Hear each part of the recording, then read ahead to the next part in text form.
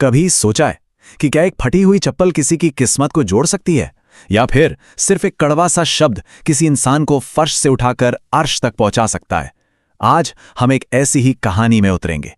ये कहानी है अपमान की, संघर्ष की और एक ऐसी जीत की जिसमें कोई शोर नहीं था। चलिए चलते हैं उस मोड़ पर जहां अतीत और आज आमने सामने आकर खड़े हो जाते हैं। यही वो सवाल हैं जो इस कहानी की जड़ में है।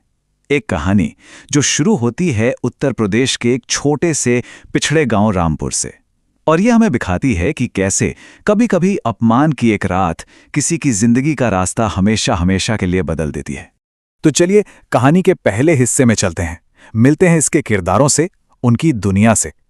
एक छोटा सा गांव, एक मामूली सा मोची और उसकी आंखों में पलते कुछ बहुत बड़े सपने। रामपुर गांव के एक किनारे पीपल के पेड़ के नीचे राहुल यादव नाम का एक नौजवान मोची बैठता था। दिन भर वो लोगों की टूटी चप्पलें सिलता, लेकिन जैसे ही शाम होती वो पुरानी किताबें खोलकर बैठ जाता। उसकी आंखों में गरीबी की थकान तो थी, पर सपने भी थे। और थी उसकी पत्नी राधा, पढ़ी लिखी थी और शहर की एक इज्जत वाली जिंदगी चाहती थी। उसे राहुल की गरीबी और उसका ये पेशा एक बोझ सा लगने लगा था।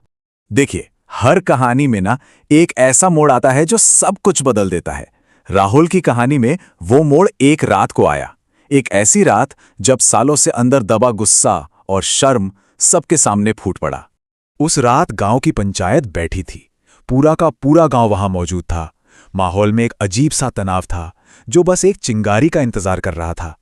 और राधा के लिए वो चिंगारी शायद किसी के मजाक से ही लग गई। और फिर राधा ने वो शब्द कह दिए, वो शब्द जो किसी जहरीले तीर की तरह सीधे राहुल के दिल में जा लगे। भरी पंचायत में एकदम सन्नाटा छा गया। उस एक पल में राहुल की दुनिया जैसे बिखर गई थी। आंखों में आंसू नहीं थे, बस अंदर कुछ टूटने की आवाज थी। उसी रात राधा उसे छोड़कर चली गई और अगली सुबह राहुल भी गांव से जा चुका था। अपनी मां के लिए बस एक छोटी सी चिट्ठी छोड़ गया था जिस पर लिखा था, मां, जब तक कुछ बन नहीं जाता वापस नहीं आऊंगा। अपमान का वो जख्म राहुल को गांव से बहुत बहुत दूर ले गया और यहीं से उसकी जिंदगी का एक बिल्कुल नया और बेहद मुश्किल सफर शुरू हुआ। 10 साल, पूरे 10 साल का संघर्ष जिसने उसे पूरी तरह से बदल कर रख दिया। यहां से कहानी दो अलग अलग रास्तों पर चल पड़ती है। एक तरफ राहुल इलाहाबाद पहुंचकर दिन में मजदूरी करता था और रात भर पढ़ाई। वहीं दूसरी तरफ राधा ने दूसरी शादी कर ली, लेकिन किस्मत में उसे भी धोखा और गरीबी ही मिली। राहुल इतना मजबूर था कि अपनी मां के अंतिम संस्कार तक में नहीं जा सका, और राधा वो सब कुछ खोकर वापस उसी गरीबी में लौट आई जहां से वो भागना चाहती थी।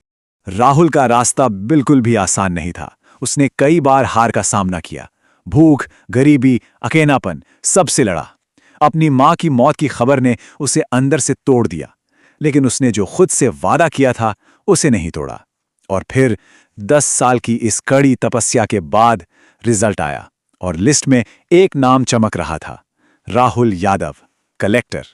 किस्मत ने एक ऐसा खेल खेला जिसकी किसी ने कल्पना भी नहीं की थी। राहुल की पहली पोस्टिंग उसी जिले में हुई जहां उसकी पुरानी जिंदगी अब भी सांस ले रही थी। उसकी पहली पोस्टिंग हुई फतेहपुर जिले में, और पहले ही दिन उसकी मेज पर जो फाइल आई वो थी रामपुर गांव में नहर किनारे हुए अवैध कब्जों को हटाने की। वही गांव, वही मिट्टी, वही पीपल का पेड़। रामपुर में ये खबर आग की तरह फैल गई कि कलेक्टर साहब आ रहे हैं। नहर किनारे बनी झोपड़ियों में रहने वालों में एक डर का माहौल बन गया। सबको लगा कि अब उनका सब कुछ छिन जाएगा, सब उजड़ जाएगा। और फिर वो दिन आ ही गया। सरकारी गाड़ियां गांव में आकर रुकीं, और जब गाड़ी से वो शख्स बाहर निकला तो पूरे गांव में जैसे सन्नाटा पसर गया। राधा के हाथ से पानी का लोटा छूटकर जमीन पर गिर गया। सामने वही राहुल खड़ा था, लेकिन अब वो मोची नहीं, कलेक्टर राहुल यादव था। अब वक्त था अतीत का सामना करने का। पूरा रामपुर गांव सांस रोके खड़ा था। सब ये देखना चाहते थे कि 10 साल बाद लौटा ये राहुल क्या फैसला सुनाएगा। बुलडोजर तैयार खड़ा था। तभी कांपती हुई राधा राहुल के सामने आई और रोते रोते माफी मांगने लगी। लेकिन राहुल एकदम खामोश रहा। ना कोई गुस्सा, ना कोई भाव। उसने बस फाइलों को दोबारा देखने के लिए कहा और जमीन को फिर से नापने का आदेश दिया। और जानते हैं क्या हुआ? पुरानी रिपोर्ट में कानूनी गलती निकली और कानून के हिसाब से वो झोपड़ियां बच गईं। जाने से ठीक पहले राहुल ने राधा की तरफ देखा और पहली बार कुछ बोला। उसकी आवाज में गुस्सा नहीं था, बल्कि एक बहुत गहरा सवाल था। उसने पूछा, अगर मैं आज भी मोची होता तो क्या तुम मुझे इंसान समझती? राधा के पास इस सवाल का कोई जवाब नहीं था। सच का कोई जवाब नहीं होता।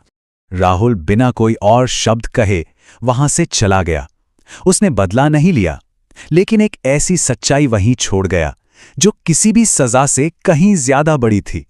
झोंपड़ी तो बच गई थी, लेकिन राधा का दिल शायद हमेशा के लिए उजड़ चुका था। राहुल की खामोश कामयाबी ने उसे एक ऐसा आईना दिखा दिया था जिसमें उसे अपना असली चेहरा दिख रहा था। उसे उस दिन समझ आया कि उसने गरीबी नहीं, एक इंसान को ठुकराया था। राहुल दोबारा कभी उस गांव में लौटकर नहीं गया, लेकिन उसने गांव को एक सरकारी स्कूल का तोहफा दिया, अपनी मां गंगा देवी के नाम पर। जिस जगह पर कभी वो जूते चप्पल सिला करता था, अब वहां बच्चों की हंसी गूंजती थी। उसका काम ही उसका जवाब था। राहुल की ये खामोश जीत उस गांव के लिए सबसे बड़ी सीख बन गई कि इंसान की कीमत उसके हालात से नहीं, उसके किरदार और उसके इरादों से तय होती है। ये कहानी हमें एक बहुत जरूरी सवाल पर लाकर छोड़ देती है। सोचिए, कामयाबी हासिल करने के बाद क्या उस इंसान को सिर्फ माफ कर देना काफी होता है जिसने आपको सबसे गहरी चोट दी हो, या उस रिश्ते को एक और मौका मिलना चाहिए? इस पर एक बार सोचिएगा जरूर।